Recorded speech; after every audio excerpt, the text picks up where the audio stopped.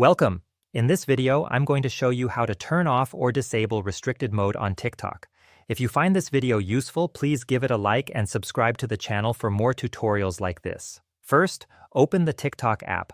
Wait a few seconds for it to load completely. Once it's open, go to the bottom right corner and tap on Profile. After that, you'll be taken to your profile page. Now, look at the top right corner. You'll see 3 horizontal lines. Tap on those. Then, from the menu that appears, choose Settings and Privacy. Tap on it to open. Inside the settings, scroll down to the Content and Display section. That's the one you need. Next, find and tap on Content Preferences. After it loads, you'll see the second option labeled Restricted Mode. If you want to turn it off, make sure the setting is switched to off. If you want to turn it on, simply toggle it on. Just tap on the option, and you'll be able to enable or disable it as you wish. And that's it. That's how you can easily remove or disable restricted mode on TikTok. I hope this video was helpful, and I'll see you in the next one.